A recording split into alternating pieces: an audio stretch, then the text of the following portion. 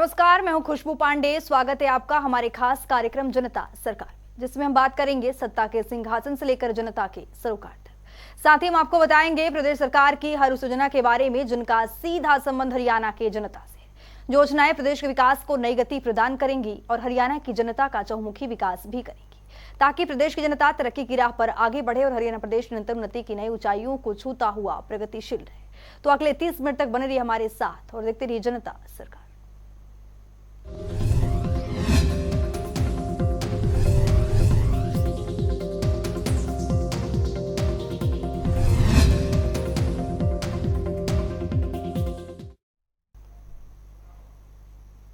हरियाणा की मनोहर सरकार के कुशल मार्गदर्शन प्रदेश के हित में वरदान साबित हो रहा है। इसी कड़ी में मुख्यमंत्री मनोहर लाल ने रोहतक वासियों को विकासात्मक परियोजनाओं का एक बड़ा तोहफा दिया है। इस रिपोर्ट के जरिए देखिए। हरियाणा के मुख्यमंत्री मनोहर लाल ने दीपावली के अवसर पर रोहतक शहर वासियों को विकासात्मक परियोजनाओं का एक और तोहफा दिया है। मुख्यमंत्री मनोहर लाल ने वीडियो कॉन्फ्रेंसिंग के जरिए द्वि मार्गीय रेलवे ऊपरगामी पुल समपार संख्या 60 कच्चा बेरी रोड का उद्घाटन किया। उन्होंने कहा कि 47 करोड़ से अधिक की धनराशि से ये द्विमार्गीय रेलवे ऊपरगामी पुल की लंबाई 1150 मीटर और चौड़ाई 7 मीटर है। मुख्यमंत्री की ओर से लोगों की वर्षों पुरानी मांग को पूरा किया गया है। अब शहरवासियों को इस सड़क पर जाम से मुक्ति मिली है। उन्होंने उद्घाटन समारोह को संबोधित करते हुए कहा कि पिछले 9 वर्षों में केंद्र और प्रदेश सरकार की ओर से ढांचागत सुविधाओं को बढ़ाने पर विशेष जोर दिया गया है। इस नवनिर्मित रेलवे ऊपरगामी पुल का नाम महान संत नामदेव जी महाराज के नाम पर रखा गया है, ताकि इस सड़क से गुजरने वाले हर व्यक्ति को उनकी शिक्षाओं और संदेश से प्रेरणा मिलती रहे। संत नामदेव जी ने गीता, रामायण और महाभारत जैसे ग्रंथों का मराठी भाषा में अनुवाद कर ज्ञान के प्रचार प्रसार में महत्वपूर्ण योगदान दिया।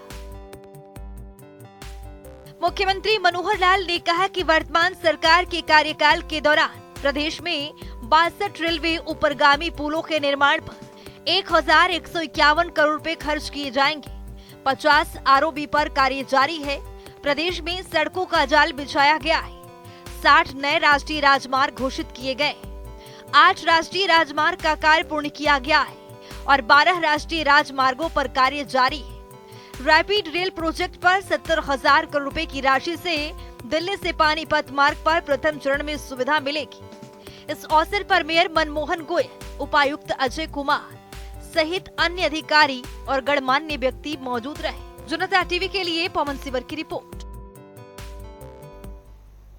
मुख्यमंत्री मनोहर लाल ने दीपावली के शुभ अवसर पर प्रदेश और देशवासियों को हार्दिक बधाई और शुभकामनाएं दी है। इस अवसर पर मुख्यमंत्री ने जनता को संदेश देते हुए कहा कि प्रकाश पर्व खुशी और समृद्धि और बुराइयों पर अच्छाई की जीत और अंधकार से प्रकाश की ओर जाने का प्रतीक है। इस रिपोर्ट के जरिए देखिए।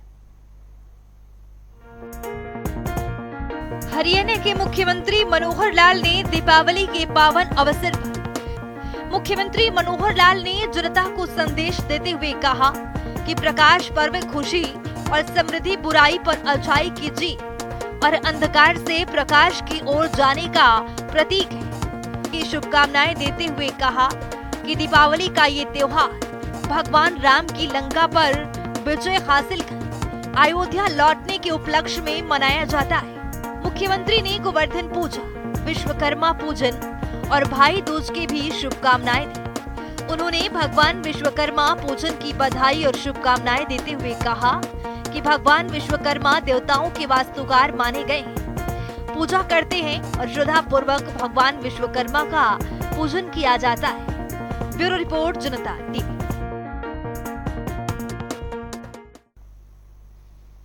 मुख्यमंत्री मनोहर लाल ने संत कबीर कुटीर में कार्यरत कर्मचारियों और सुरक्षा कर्मियों के साथ छोटी दीपावली का त्योहार मनाया। कर्मचारियों और सुरक्षा कर्मियों ने भी मुख्यमंत्री को दिवाली की हमें कहा कि ये उत्सव सभी के जीवन में नया प्रकाश और सुख समृद्धि लेकर आए। मुख्यमंत्री ने सभी कर्मियों को तोहफा भेंट कर उनके साथ खुशियां साझा की। इस अवसर पर पुलिस महानिदेशक शत्रुजीत कपूर, एडीजीपी सीआईडी आलोक मित्तल, मुख्यमंत्री को एसडी भूपेश्वर दयाल सहित मुख्यमंत्री के आवास के अन्य अधिकारी भी यहां पर मौजूद रहे।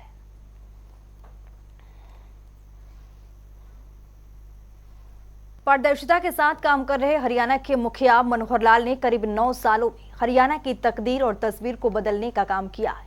आज हरियाणा की ये छवि देश के अग्रणी राज्यों में शुमार होता जा रहा है, क्योंकि यहाँ के मुख्यमंत्री मनोहर लाल ने ये साबित कर दिया है कि राजनीति में रहते हुए समाज की भलाई के लिए व्यापक तरीके से कार्य किया जा सकता है, जिससे आम जनमानस तक लाभ पहुंच सके। देखिए मनोहर सरकार के करीब 9 सालों के विकास कार्यों से जुड़ी खास रिपोर्ट। किसी भी प्रदेश और देश के लिए उन्नति का मतलब केवल विकास कार्यों या भौतिक विकास तक सीमित नहीं होता, बल्कि समाज हित और एक सभ्य समाज के निर्माण के लिए काम करना भी सरकार की जिम्मेवारी होती है। इस जिम्मेवारी की पूरी तरह से सही मायनों में चरितार्थ करके मुख्यमंत्री मनोहर लाल ने दिखाया है कि राजनीति में रहते हुए समाज की भलाई के लिए व्यापक तरीके से कार्य किया जा सकता है। मनोहर सरकार ने पिछले करीब 9 सालों में हरियाणा की तस्वीर और तकदीर बदलने का काम किया है।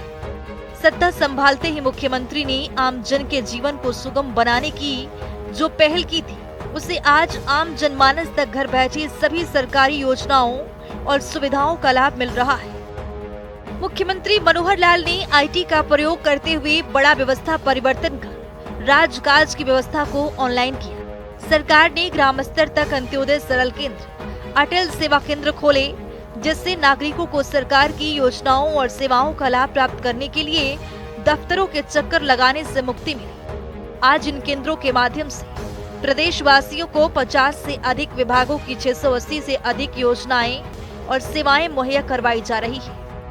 इतना ही नहीं, सामाजिक परिवेश में परिवार एक इकाई होता है, इसीलिए परिवार की पहचान के लिए मुख्यमंत्री ने परिवार पहचान पत्र एक महत्वाकांक्षी योजना शुरू की है।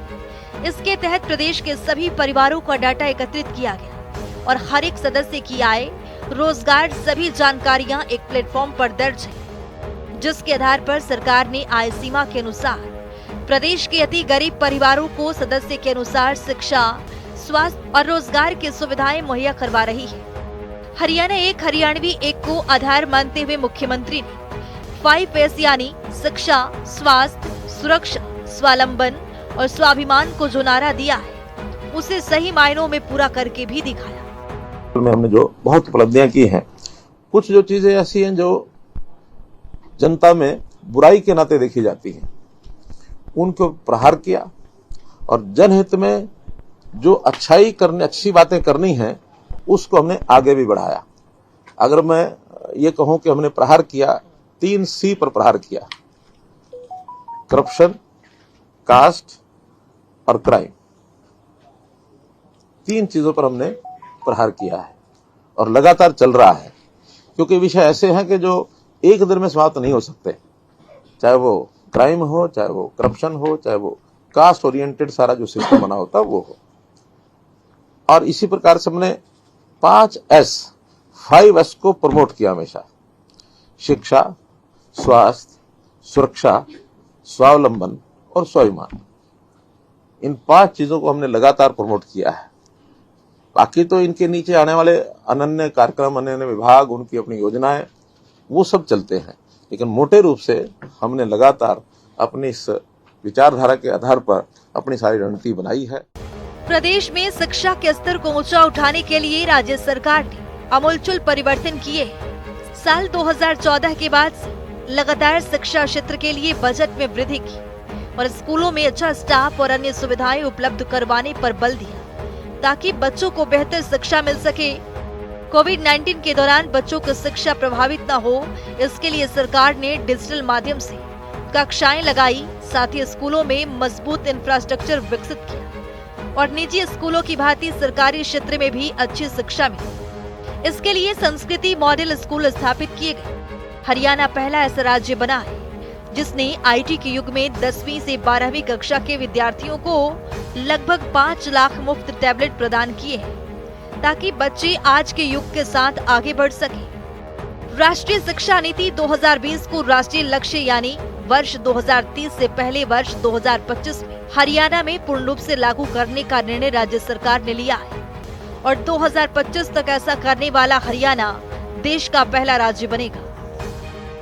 प्रदेश के नागरिकों को बेहतर स्वास्थ्य सुविधाएं मुहैया करवाने के लिए मुख्यमंत्री मनोहर लाल के नेतृत्व में पिछले लगभग 9 सालों में सरकार ने स्वास्थ्य के आधारभूत ढांचे को सुदृढ़ किया, गांव स्तर तक हेल्थ सेंटर स्थापित किए ताकि हर नागरिक को इलाज की सुविधा सुगमता से मिल सके। चिकित्सकों की संख्या बढ़ाने के लिए भी सरकार ने कई कदम उठाए। साल 2014 में जहां प्रदेश में केवल 700 MBBS की सीटें थी, राज्य सरकार ने पिछले 9 सालों के दौरान नए मेडिकल कॉलेज खोलकर MBBS की सीटें को 1835 तक लाने का काम किया है। इतना ही नहीं, मुख्यमंत्री के विजन के अनुरूप हर जिले में एक मेडिकल कॉलेज स्थापित होने से MBBS की सीटों की संख्या 3000 तक पहुंच जाएगी। इतना ही नहीं, प्रदेश में नए नर्सिंग कॉलेज भी स्थापित किए जा रहे हैं।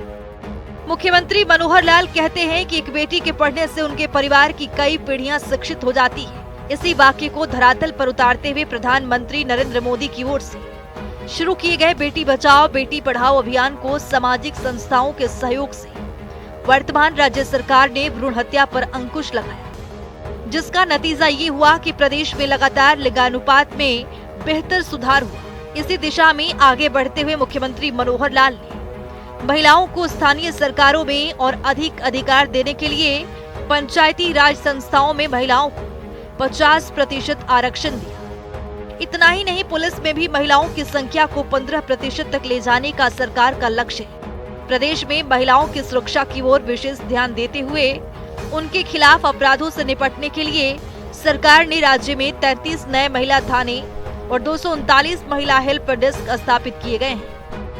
मुख्यमंत्री ने सत्ता संभालते ही प्रदेश के अति गरीब परिवारों और नागरिकों के उत्थान का जो संकल्प लिया था, उसे पूरा भी किया। किसी भी व्यक्ति को मुफ्त में कुछ देने की प्रथा के विरुद्ध उन्हें स्वावलंबी बनाने के विजन के अनुरूप मुख्यमंत्री के मार्गदर्शन में सरकार ने मुख्यमंत्री अंत्योदय परिवार उत्थान योजना को लागू किया, जिसके तहत प्रदेश के ऐसे अति गरीब परिवार जिनकी पारिवारिक आय 1 लाख रुपए से भी कम है, उनकी आर्थिक उत्थान का लक्ष्य निर्धारित किया। सरकार के सतत प्रयासों के फलस्वरूप बैंकों के जरिए आज लगभग 50,000 लोगों को ऋण उपलब्ध करवाया गया है, जिससे लोगों ने स्वरोजगार स्थापित किए हैं।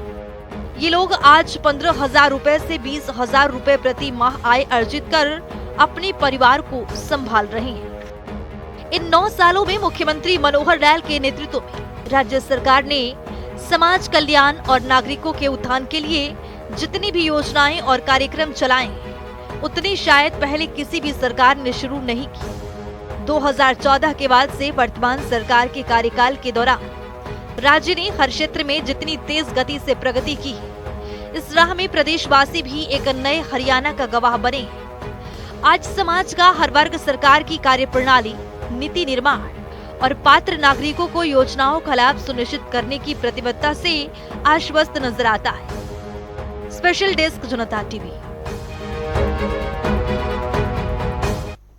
मुख्यमंत्री मनोहर लाल के नेतृत्व में हरियाणा विकास के पथ पर अग्रसर हो रहा है। विकास की दिशा में तेजी से कदम बढ़ा रहे मुख्यमंत्री मनोहर लाल के मार्गदर्शन में हरियाणा प्रदेश में स्वास्थ्य लाभ के लिए कई योजनाएं चलाई जा रही है, जिनका लाभ हरियाणा के पात्र नागरिकों को हो रहा है। हरियाणा और प्रदेश वासियों को उत्थान के लिए काम कर रहे मनोहर सरकार में गरीब और जरूरतमंद परिवारों के लिए विशेष योजना चलाकर उन्हें लाभ प्रदान किया जा रहा है। इस रिपोर्ट के जरिए देखिए। सरकार ये गरीब की सरकार, ये उस जरूरतमंद की सरकार, नीडी आदमी की, जिसको समय पर जो लाभ मिलना चाहिए वो मिल सके, इसके लिए हम काम करते हैं।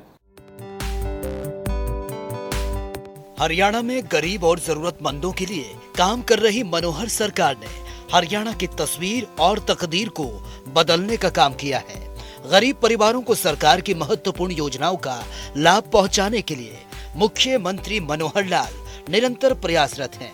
सरकार का प्रयास है कि अंतिम पंक्ति में खड़े अंतिम व्यक्ति को उन महत्वपूर्ण योजनाओं का लाभ मिल सके जिसके लिए वो पात्र हैं।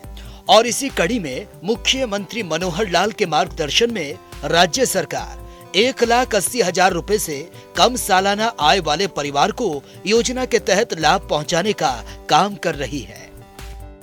हम हर उस गरीब परिवार को जिसके घर में 2 समय का भोजन नहीं बन सकता, या मानो 1,80,000 से नीचे इनकम है, तो उसको राशन कार्ड जरूर पहुंचना चाहिए। 1 लाख रुपए की इनकम के परिवार वालों में से किसी न किसी को मुख्यमंत्री अंत्योदय परिवार उत्थान योजना जो हमने चलाई है उसमें किसी को रोजगार मिलना चाहिए। अगर वो कहीं कोई प्राइवेट काम करना चाहता है, पैसे की उसको आवश्यकता है, तो हम बैंक से लोन लेकर के भी देते हैं। ये काम भी हम कर रहे हैं गरीबों के लिए। हरियाणा को विकसित राज्य के रूप में स्थापित करने की दिशा में बढ़ रहे मुख्यमंत्री मनोहर लाल के पिछले 8 सालों के कार्यकाल में हरियाणा के हर क्षेत्र, हर वर्ग को तेजी से विकास संभव हो सका है। गरीबों के उत्थान के लिए काम कर रही मनोहर सरकार में हरियाणा में नागरिकों के स्वास्थ्य लाभ के लिए कई योजनाएं चलाई जा रही हैं। आयुष्मान भारत योजना के तहत केंद्र सरकार के मानदंडों के अनुसार हरियाणा में 15.5 लाख परिवारों को 5 लाख रुपए का स्वास्थ्य बीमा कवर प्रदान किया गया है। वहीं इस योजना का दायरा बढ़ाते हुए हरियाणा के मुख्यमंत्री मनोहर लाल के नेतृत्व में प्रदेश सरकार ने चिरायु हरियाणा योजना शुरू कर आज लगभग 32 लाख परिवारों को आयुष्मान योजना का लाभ प्रदान किया है। जो गरीब परिवार हैं उनको आयुष्मान भारत के नाते से 5 लाख, आयुष्मान कार्ड के नाते से योजना जो बनाएगी, प्रधानमंत्री जी ने बनाई, 5 लाख रुपया हर परिवार का स्वास्थ्य बीमा योजना, ये भी सबको लेके दिया। 15.5 लाख परिवारों को इस योजना का लाभ ये केंद्र सरकार ने दिया। फिर भी हमें लगा कि ये योजना और लोगों को मिलनी चाहिए। जैसे हम राशन कार्ड अभी 27 लाख पहले वाले और जो नए 4 लाख या 5 लाख और जुड़े हैं, लगभग 32 लाख से ऊपर लोगों को राशन कार्ड मिला है। ऐसे सब लोगों को आयुष्मान भारत का लाभ एक नई योजना चिरायु हरियाणा करके जोड़ी, उन लाभ देने के लिए भी हम आगे आए हैं। हरियाणा प्रदेश और प्रदेशवासियों को विकास के पथ पर आगे लेकर बढ़ रही हरियाणा की मनोहर सरकार नागरिकों के स्वास्थ्य की देखभाल को सुनिश्चित करने के लिए निरोगी हरियाणा योजना भी लेकर आई है, जिसके तहत करीब 1 करोड़ से ज्यादा नागरिकों को स्वास्थ्य परीक्षण इनका किया जाएगा। और इस क्रम में अभी तक 4.5 लाख से भी ज्यादा लोगों का टेस्ट किया जा चुका है, जिससे कि किसी भी बीमारी का पता पहले ही लग जाए और उसका इलाज समय पर किया जा सके। ऐसे जो लोग हैं जो बीमार हुए नहीं हुए हों लेकिन कभी भी उनको कोई अस्वस्थता का कारण बन सकता है, तो ऐसे लोगों का क्यों नहीं एक बार यानी शारीरिक स्वास्थ्य परीक्षण ये होना चाहिए। हमने इस योजना को भी लागू कर दिया है और इस योजना का नाम रखा है निरोगी हरियाणा। और जितने भी हमारे हॉस्पिटल्स हैं, जितने हमारी CSCs हैं जहाँ पर ये टेस्ट करवाए जा सकते हैं, ऐसे सब जगह वो टेस्ट कराने शुरू किए हैं। अभी तक 4.5 लाख लोगों का ये टेस्ट परीक्षण हो चुका है। बड़ी संख्या है, 1 करोड़ के लगभग संख्या है। हम आगे चल करके जितने प्राइवेट हॉस्पिटल हैं, जितने लैब्स हैं टेस्ट करने वाली, इन सबको भी एक सरकारी उनके साथ समझौता करके इनके वहाँ भी ऐसे जो परीक्षण हैं उनको करने का और एक हम कार्यक्रम लेने वाले हैं, ताकि करोड़ों की जनता का जो परीक्षण है ये पहले हो सके। जब स्वास्थ्य परीक्षण होगा तो छोटी बड़ी कमी चाहे जो भी नजर आएगी उसका समय पर इलाज कराना ये कई बार संभव हो पाता है। अगर पता न लगे तो बीमारी इस स्तर तक पहुंच जाती है कि कई बार तो वापस लौटना भी मुश्किल हो जाता है कि बीमारी गंभीर हो जाती है। गंभीर बीमारी, लाइलाज बीमारी, तो जीवन भी जोखिम में पड़ जाता है। तो प्रारंभ में ही अगर कोई चीज़ मिल जाती है तो उसको उसके हिसाब से ठीक किया जाता है। जैसे कहावत है अंग्रेजी में, nip the evil in the bud, कि कोई भी ऐसी बुराई है उसको प्रारंभिक चरणों में उसको समाप्त कर देना चाहिए। तो यही हमारे शरीर के रोग के साथ है। अगर प्रारंभिक भी कोई जानकारी मिल जाए तो उसका तुरंत इलाज कराना संभव हो जाता है। राज्य के विकास और नागरिकों के उत्थान के लिए काम कर रहे मुख्यमंत्री मनोहर लाल ने यह आह्वान किया कि जो परिवार आर्थिक रूप से संपन्न हो जाए, ऐसे परिवार स्वेच्छा से सरकारी लाभ को छोड़ दें, जिससे कि किसी अन्य जरूरतमंद परिवार को इसका फायदा मिल सके। जब 1966 में 65 में जब देश में लाल बहादुर शास्त्री प्रधानमंत्री थे, हमको पता है उस समय अन्न का संकट हुआ था। अपने देश में अन्न कम हो गया था, खाने वाले लोगों की जितनी मात्रा थी उसकी तुलना में। उस समय देश के प्रधानमंत्री लाल बहादुर शास्त्री थे। उन्होंने कहा कि हम हरित क्रांति के माध्यम से अन्न जब पैदा करेंगे तब पैदा करेंगे, लेकिन तात्कालिक आवश्यकता ये है क्या समाज के लोग सप्ताह में 7 दिन में अगर वो 21 बार भोजन करते हैं, कोई 3 बार करता है, या 14 बार भोजन करते हैं, 2-2 बार करते हैं, तो क्या एक समय का भोजन छोड़ सकते हैं? मुझे आज भी बहुत बुजुर्ग ऐसे मिलते हैं जो सोमवार रात्रि का भोजन वो लाल बहादुर शास्त्री जी की अपील पर जो छोड़ा था, आज भी उन्होंने जीवन में अपनाया हुआ है।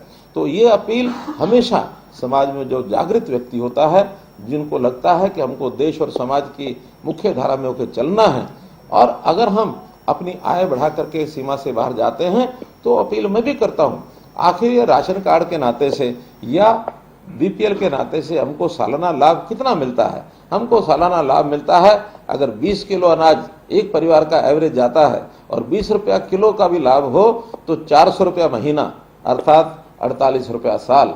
अब और कुछ छोटे मोटे लाभ मिला करके 6,000 रुपये साल, तो 6,000 रुपये साल का ही हमको लाभ मिलता है। हमारी कमाई अगर 6,000 रुपये बढ़ जाए, 1,80,000 की बजाय 1,86,000 हो जाए, तो हम क्यों नहीं इस 6,000 का जो भुगतान अपने पास से करके इस लाभ को छोड़ सकते हैं, ताकि हमारा छोड़ा हुआ ये जो सरकारी जो भी लाभ मिलता है, ये लाभ किसी गरीब आदमी को मिले। जिस गरीब आदमी को नहीं मिल रहा है उसको ज्यादा मिलेगा, तो वो हमको दुआएं देगा, हमारे ऊपर आशीर्वाद हमारे ऊपर देगा। हरियाणा की मनोहर सरकार गरीब और जरूरतमंदों की सरकार है। इसके लिए मुख्यमंत्री मनोहर लाल उनके कल्याण के लिए निरंतर काम कर रहे हैं और इस दिशा में प्रदेश सरकार कल्याणकारी योजनाओं का लाभ हर पात्र व्यक्ति तक पहुंचा रही है। ये सुनिश्चित कर रही है मुख्यमंत्री मनोहर लाल की आर्थिक सोच और नीतियों से जहां नागरिकों को सरकार की महत्वपूर्ण योजनाओं का लाभ मिल रहा है, वहीं हरियाणा का मनोहर विकास हो रहा है। ब्यूरो रिपोर्ट, जनता टीवी। तो चलिए अब जान लेते हैं आज के इस सवाल का विजेता कौन है।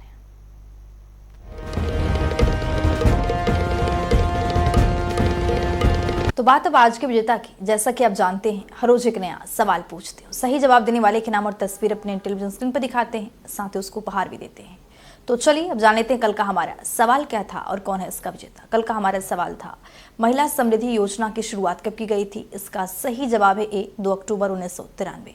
ढेरों जवाब आए, लेकिन आज के हमारे विजेता हैं निशांत वर्मा कुरुक्षेत्र से। निशांत, आपको बहुत बहुत बधाई। तो फिर पूछेंगे आज का सवाल, देखते रहिए जनता टीवी।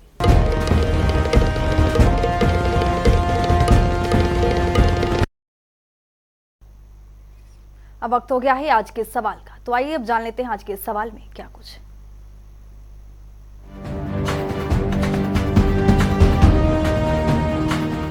हर रोज की तरह हाजिर हूं आज का सवाल लेकर। जैसा कि आप जानते हैं, हर रोज एक नया सवाल पूछते हो, सही जवाब देने वाले के नाम और तस्वीर अपने टेलीविजन स्क्रीन पर दिखाते हैं, साथ ही उसको उपहार भी देते हैं।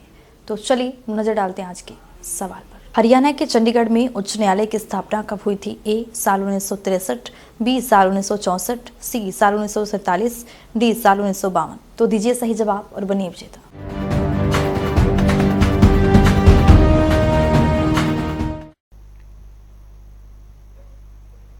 तो इस खास कार्यक्रम के जरिए हमारा मुख्य उद्देश्य है हरियाणा सरकार की कल्याणकारी योजनाओं की जानकारी और उसका लाभ प्रदेश के हर एक नागरिक तक पहुंचाना है, क्योंकि जब प्रदेश का हर एक नागरिक समृद्ध और खुशहाल होगा, तभी प्रदेश विकास के पथ पर अग्रसर हो पाएगा। हमारे खास कार्यक्रम जनता सरकार में आज के लिए इतना ही। नमस्कार।